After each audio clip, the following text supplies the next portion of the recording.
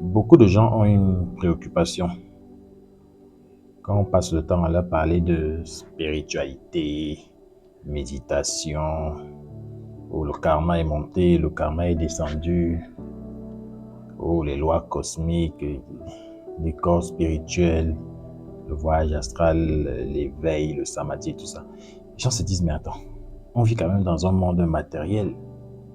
Qu'est-ce qu'il faut faire? Il faudrait qu'on arrête de chercher l'argent. On ne doit pas chercher l'argent parce qu'on parle de spiritualité, parce qu'on fait de la spiritualité. Qu'est-ce qu'on fait de notre vie matérielle? On dit, ok, on s'en fout, et puis voilà, c'est des choses de la matière, c'est des trucs des animaux, de l'ego, c'est grossier, en tout cas, c'est pas divin, c'est pas spirituel. D'ailleurs, on dit que l'argent est la racine du mal, tout ça. Qu'est-ce qu'on fait? Est-ce que l'homme spirituel, lui, ne cherche pas l'argent? Il fait comment? Comment il s'en sort?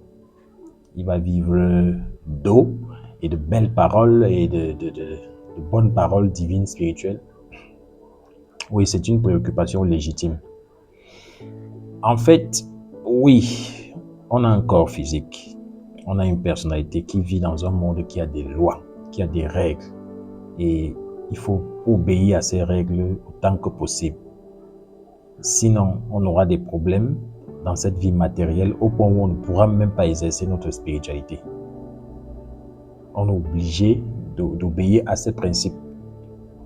En attendant qu'on soit dans une société où règne l'amour et où les gens communiquent d'une manière télépathique et où les gens connaissent la valeur de ce qui est fait, où personne n'est dans le gaspillage, où tout le monde travaille pour le bien de la communauté et tout cela, et donc il n'y aura plus rien à vendre. Il y aura tout à produire, tout à organiser de manière harmonieuse, sans même parler, sans même avoir besoin de discuter ou quoi que ce soit. L'intelligence sera de telle sorte que chacun saura exactement ce qu'il va faire et chacun va utiliser uniquement ce dont il a besoin. En attendant qu'on arrive dans une telle société, eh bien, on doit travailler comme nous sommes là, avec ce qu'on a en main. Même dans la manière de chercher l'argent, de chercher à, comme on dit, à gagner votre vie, vous devez inclure les principes spirituels. Ce n'est que ça qu'il faut faire. C'est ce qu'il faut faire. Et si vous continuez à travailler sur vous, en faisant l'auto-observation, en essayant d'améliorer et finalement de dissoudre tout ce qui est négatif à l'intérieur de vous, dont les mauvaises habitudes que vous avez, la paresse par exemple, l'habitude de trop bavader, de trop manger, de consommer des produits qui sont nocifs pour votre propre corps, réduire et dissoudre la colère, l'orgueil, la recherche effrénée de l'affection des gens. C'est ça qui amène les gens à chercher l'argent. Il faut même détruire la vie de quelqu'un juste pour avoir l'argent parce qu'on veut être apprécié. Oui, on va avoir l'argent pour être apprécié. On ne veut pas avoir l'argent parce qu'on veut être dans un certain confort, ce qui est normal. Non, l'argent devient une source de plaisir énorme à cause des choses qu'on peut acheter et s'afficher devant les gens et avoir un certain respect, une certaine affection. Lorsqu'on se libère de tous ces poisons-là, en réalité, on devient quelqu'un de tellement utile dans la société que gagner l'argent même n'est pas un problème en réalité. Gagner l'argent n'est pas un problème. En plus, on vibre tellement haut. On vibre haut qu'on a ce que les gens appellent généralement la chance. On a la chance et une bonne partie du karma est générée à cause de nos égos, de nos défauts psychologiques. Parce qu'on commet beaucoup d'erreurs lorsqu'on est manipulé, lorsqu'on agit en suivant ce que les égos, nos défauts psychologiques nous amènent à faire. C'est là qu'on commet beaucoup d'erreurs. Et lorsqu'on commet beaucoup d'erreurs, eh bien, on paye beaucoup de karma. Et donc, lorsqu'on sort petit à petit de la manipulation de nos égos, lorsqu'on ne manifeste plus trop nos défauts, lorsqu'on les dissout même réellement, eh bien, on a plus de clarté, plus de perception, on a plus d'amour. Et donc, on peut facilement se connecter aux gens. On a aussi plus de compétences. Et donc, si on décide vraiment de faire quelque chose, on pourra faire ces choses très bien. Et le karma sera en notre faveur. Donc, il n'y a pas de contradiction entre ces deux choses. Le problème, c'est quand l'argent devient une donnée psychologique. On a de cesse de le répéter. Lorsque l'argent devient une donnée importante pour votre psychologie, c'est-à-dire l'argent devient une source de bonheur, c'est là que ça pose problème. Si chaque chose est à sa place, c'est super. Si l'argent reste l'outil qu'il est, qui permet d'obtenir certaines choses, oui, c'est super. Et si dans tes ambitions, Même sur le plan spirituel, tu as des choses que tu dois réaliser et que tu sens qu'il te faut l'argent. Il faut que tu trouves cet argent. Il faut que tu trouves cet argent. Nous ne sommes pas tous les mêmes. Il y a des gens qui doivent réaliser des choses. Par exemple, peut-être quelqu'un veut créer, qui te dit pas que quelqu'un veut créer, par exemple, une école.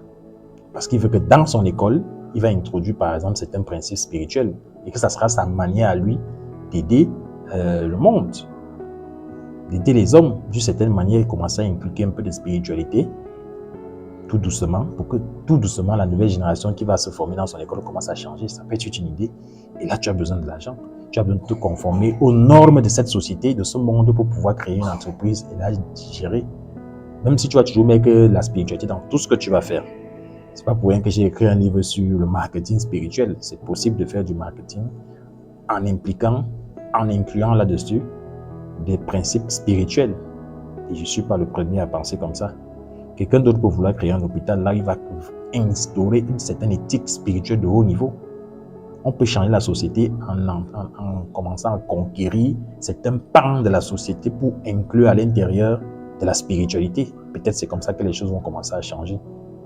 Donc, quelqu'un peut avoir besoin de faire ça. D'autres auront peut-être besoin de créer, je ne sais pas, des églises, mais d'une autre saveur, d'une autre qualité, des lieux vraiment saints, où les principes de la sainteté sont respectés, pas ce qu'on voit. Des centres de méditation, des gymnastiques, des gymnases où les gens vont pouvoir faire du sport. Mais quel genre de sport? Ça dépend. Un sport qui est vraiment utile pour le corps. Des bibliothèques, des choses comme ça, où il y a des livres qui vont vraiment aider les gens. Ou d'autres choses encore. Il y a plusieurs idées qui peuvent être faites, même en ligne, qui peuvent être dans le sens de multiplier ou bien alors d'intensifier la vibration spirituelle dans les esprits des gens. Pour que de plus en plus ils s'intéressent à la spiritualité, c'est possible. Et tout ça, ça demande de l'argent. Ça demande d'être dans le monde. Ça demande d'utiliser les principes de ce monde. Mais c'est la spiritualité qui doit dominer. Si vraiment le spirituel est quelque chose qui est censé te rendre plus sage, plus intelligent, alors retourner les lois du système contre lui ne devait pas être un problème. Le souci, c'est la quantité de personnes qui s'éveillent. C'est ça qui est le souci, parce que plus il y a des gens qui pensent comme ça, plus les choses peuvent aller dans le bon sens. Il faut qu'il y ait des scientifiques spirituels, il faut qu'il y ait des religieux spirituels, il faut qu'il y ait des philosophes spirituels, il faut qu'il y ait des enseignants spirituels, il faut qu'il y ait des sportifs spirituels. On doit injecter les graines de la spiritualité dans tous les domaines. Ça ne sera pas parfait au début, mais petit à petit, quelque chose va se passer. Il faut que l'entrepreneur, dans l'entrepreneuriat, on injecte la spiritualité. Petit à petit, la balance va changer de camp, va se renverser. Petit à petit. Donc, des gens peuvent avoir des ambitions comme ça. Et on ne sait pas ce que les êtres des gens ont comme ambition, comme vocation. Comme vocation, parce que chaque être appartient à un rayon. Il y a des êtres qui appartiennent au rayon économique, politique, juridique, etc. Et il y a des choses qui peuvent être faites sur le plan matériel. Donc, en réalité, il n'y a même pas de division entre matériel et spirituel. Il n'y a que la vie. Il n'y a que la vie. Aka.